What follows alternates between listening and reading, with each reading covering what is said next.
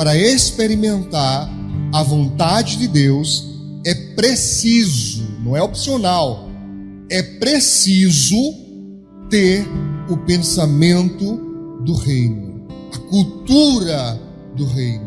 Se você não tiver isso, se não acontecer essa mudança que Paulo propõe, o apóstolo Paulo diz claramente: você vai ser mudado, você vai ser transformado quando o seu entendimento for renovado, trazido de volta ao reino, trazido de volta ao padrão do reino, à cultura do reino. Você está me entendendo? Então, se eu não tenho o pensamento anelado ao pensamento do reino, se eu não absorvo a cultura do reino, eu não vou conseguir experimentar a vontade de Deus. Você conhece então muitos cristãos assim, que são pessoas voláteis. Elas rapidamente explodem, rapidamente saem do propósito, rapidamente perdem a unção. É o que a gente, no nosso jargão interno do cristão evangélico, nós dizemos: caiu na carne, entrou na carne. Por quê? Por que a pessoa fica nessa? Ela não consegue se manter equilibrada, em equidade, em equilíbrio, porque ela não está vivenciando no pensamento do reino. Então ela não sabe a vontade de Deus, ela fica testando, ela fica experimentando, mas não a palavra, a vontade de Deus. Ela fica experimentando se as coisas dão certo. Então ela tenta isso, tenta aquilo outro, para ver se uma hora dessas as coisas dão certo. É muito mais, irmãos, uma dependência de uma sorte do que de fato a vontade de Deus. E não é isso que Deus quer para nós. Você consegue me entender? Então, quando eu digo assim, para que eu possa experimentar, ter uma experiência própria com a vontade de Deus, eu preciso ter o pensamento do reino. Você consegue entender isso? Sim? Pensar de acordo com o padrão de Deus, pensar de acordo com o que Deus quer. Como é que eu vou saber o que Deus quer, pastor? A palavra dele já está dada a nós, irmãos.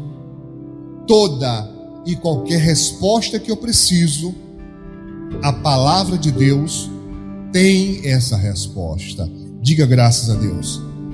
Então eu coloquei aqui em Mateus capítulo 11, Mateus capítulo 11, verso 25, um texto para exemplificar isso, quando Jesus diz assim: naquele tempo, respondendo Jesus, disse: graças te dou, ó Pai, Senhor do céu e da terra, que ocultaste, olha isso, ocultaste, escondeste, estas coisas aos sábios e entendidos, e o quê? E revelaste a quem? Aos pequeninos. Quem são os pequeninos? São os servos de Deus. Os sábios, os entendidos do mundo, eles têm uma dificuldade tremenda de entender o padrão do reino. Eles não conseguem, é uma coisa estranha para eles, está oculto para eles, sabe? Conhecer a vontade de Deus para eles é algo tremendamente obscuro. Mas aos servos de Deus, que Jesus aqui chama os pequeninos, isso vai sendo revelado, isso vai sendo desvendado. Você lembra? Tirar da escuridão e trazer para a luz. Lembra que eu expliquei que o conhecimento é comparado à luz? Lembra que eu expliquei, que esse desconhecimento, a ignorância é comparada às trevas, e que Satanás é chamado de príncipe das trevas, que ele domina as pessoas pela ignorância, pela falta de conhecimento. É assim que ele domina as pessoas. Elas não conhecem a vontade de Deus, é estranha para elas, e por isso não conseguem experimentá-las. Tá claro? O outro texto aqui, em 1 Coríntios capítulo 2, verso 14. 1 Coríntios capítulo 2, verso 14. O apóstolo Paulo diz: ora, o homem natural, quer dizer, aquele que não vive a fé em Deus, aquele que não tem aliança com Deus, o homem natural não compreende as coisas do Espírito de Deus. Por que não compreende? Porque lhe parece loucura. Olha isso. Ele não consegue compreender as coisas de Deus, as coisas do Espírito de Deus. Para quem não conhece, parece loucura. E não pode entendê-las. Por que razão? Porque elas se discernem, ou seja, elas são compreendidas, são entendidas, são interpretadas, são discernidas espiritualmente. Então é uma ferramenta que lhes falta, é uma ferramenta que eles não têm, eles não conseguem entender. Por mais que você se esforce, por mais que você tenha prazer em ensinar, paciência em ensinar, se eles não mudarem o entendimento, o padrão de pensamento não se tornar o padrão da cultura do reino, se eles não pensarem no reino de Deus, como o reino de Deus, eles não conseguem entender. Você está me entendendo? Amém? O outro texto que eu escolhi aqui hoje, segunda carta de Pedro, no capítulo 2, verso 12, coisa forte que Pedro fala aqui, olha isso.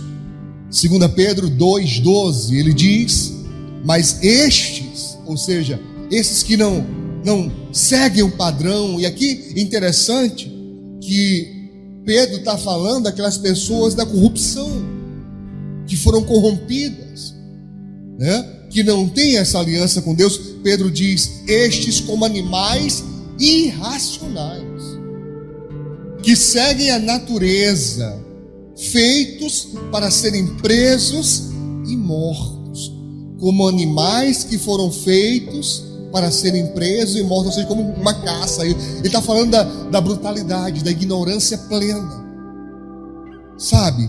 Ele diz assim, olha, blasfemando do que não entendem, perecerão na corrupção. Blasfemando do que não entendem. Eu separei apenas o verso 12. Recomendo que você leia os anteriores em casa. Você vai ver que Pedro está falando daqueles que falam contra nós. Meu irmão, o que mais você vai ver hoje em dia são pessoas falando contra os cristãos, falando contra a palavra de Deus, falando contra aqueles que pregam a palavra de Deus. E eu não estou dizendo que todo mundo que fala em Jesus, que fala de Deus, é uma pessoa santa. Não, tem muito picareta, tem muita pessoa realmente com o intento maligno, usando a fé. Mas daí a dizer que são todos, irmãos, são não. Existem muitas pessoas de Deus, pessoas sérias, pessoas santas. Santa no sentido não de perfeição, santidade aqui não quer dizer a pessoa inerrante, mas fala da pessoa que busca se afastar do pecado, busca se distanciar, paga um preço alto para andar no caminho de Deus. Existem muitas, mas eles não conseguem enxergar isso, sabe? Eles são brutos. Pedro diz aqui, o apóstolo Pedro, eles são como animais irracionais, né? Que foram, né, preparados, foram feitos para serem presas e para serem mortos, animais de caça, brutos. Pedro está comparando esses homens aos animais mais selvagens, caça. Eles não conseguem entender.